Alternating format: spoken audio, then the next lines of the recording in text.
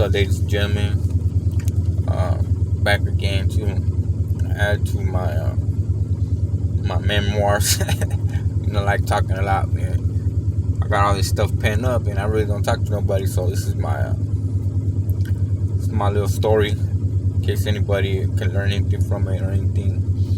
But yeah, I just seen some guy there, some older man, and I started thinking about whatever happened to my pops. And I asked my older brother if he's had any contact with anybody or my sister or anything. And I started thinking back to when I was in prison in the mental hospital. And if you see my previous videos, yeah, I talk about them guys torturing me and doing all kinds of stuff and all kinds of weird stuff to me, and I felt violated, and then what it did, it just brought back more memories, and I started thinking like, man, after all that happened, they pulled me out the cell, and I was doped up on fucking psych medications, and I was just happy to get out of that cell because they were doing all kinds of bad stuff to me.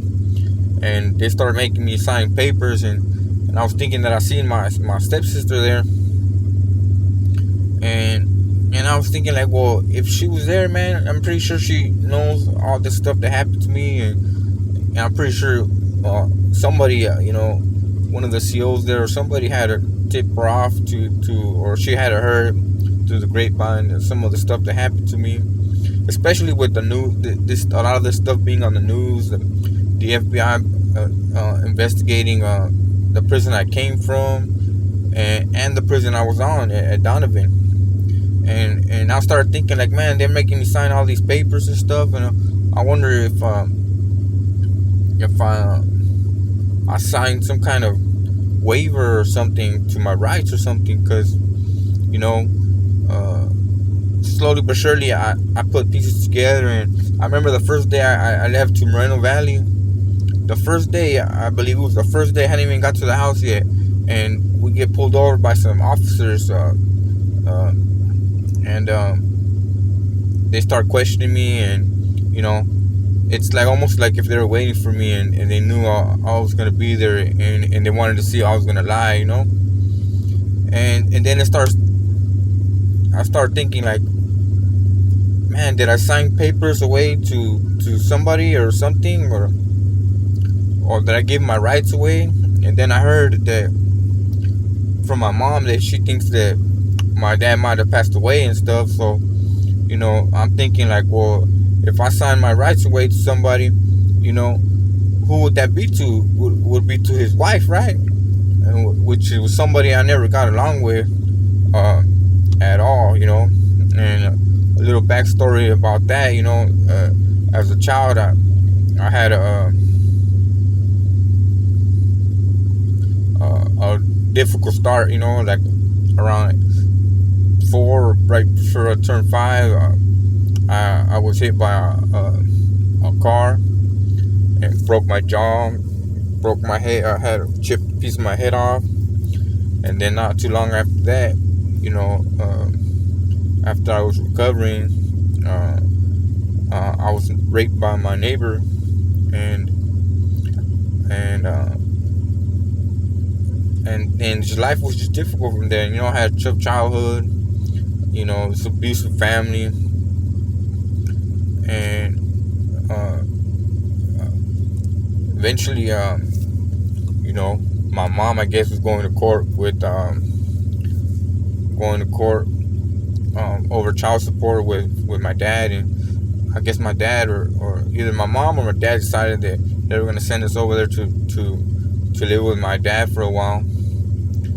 And so I went over there, and I enjoyed meeting my dad, because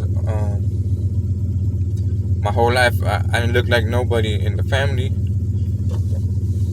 and so they said that the only person I looked like was my dad, and so I guess I was getting to know him, but we were getting to know each other slowly, and just like the rest of us, he was real quiet and stuff, and so it was a process that was like a little process that we were going through, trying to get over our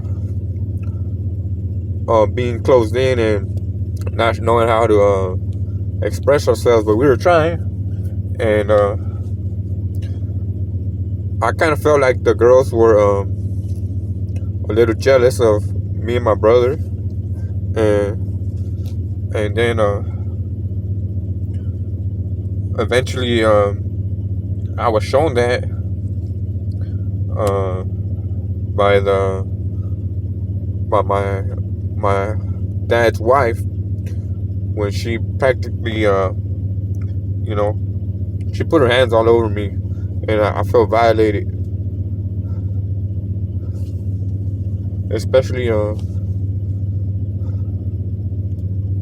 through the stuff I had already gone through. And so first chance I got, I went back to my mom's, and I told my mom that I wasn't going back. And I don't ever think I told her why, but I remember my dad calling once, and he asked me if I was going to come back, and I told him nah. I told him I'm not going back, but it don't have nothing to do with you. It has to do with her, and I think that's all I said. And I never seen him since. And the first time I seen him, everybody was in that hospital. So I don't believe in coincidences. I think everything happens for a reason, and so me seeing her makes me think things, but it also brought to the fact that after that point in my life, is when I took to rebelling against my mom, and that's when I no longer wanted to be hugged, and I felt real distant, and from then on, my life took a real change for the bad, and and I wonder if if those two things are connected or what, but it's a trip because you don't want to think about, like, I don't really think about that stuff because it's something that you don't want to think about, that you have stashed deep inside that you don't talk about because it's it makes you feel ashamed. But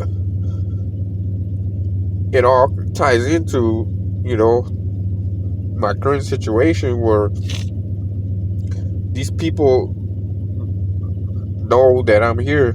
Like, say when I see my stepsister at the hospital, so obviously they knew I was there, and obviously they must have heard what's happening, and I come out and I never sign papers. I'm really skeptical about the things that I do, but I remember, like, really cloudy in my mind that they had me signing a gang of papers, and I'm thinking to myself, well, with all this stuff coming out in the news with federal cases, I'm like, there's lawyers, chomping at their teeth, waiting to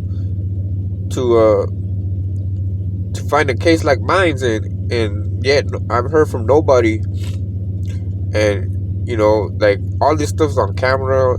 There's recordings, and it's all recorded, documented, and I'm like, why hasn't anybody got at me? But yet people know I'm there. Yet people were, parked outside my brother's house.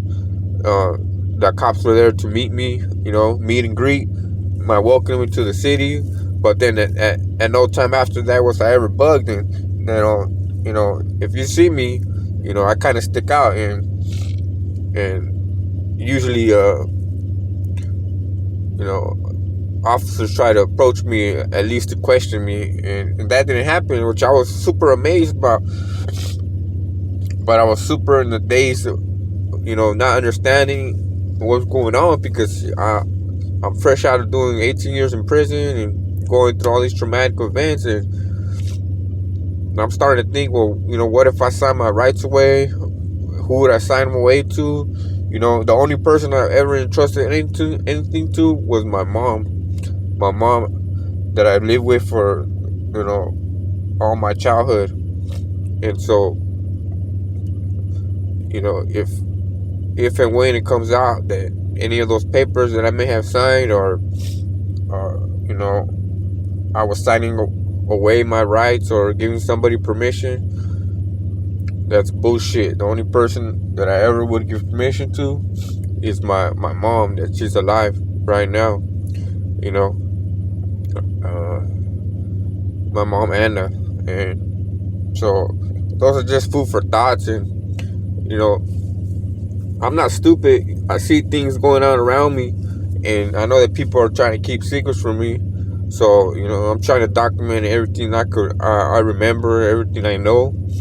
And there's no more paper trails nowadays. It's all video trails and stuff like that. And the way not to lose things is to put it on the internet and hope for the best. Whether I live or die, hopefully somebody will see my story one day and maybe learn something from it, or something. But you shouldn't treat your children like that. You shouldn't treat other people's children like that. You should have respect for each other and try to be kind and shit, instead of being malicious and putting your hands on somebody when you don't know what they've gone through. And well, that's it for today. Thank you for listening.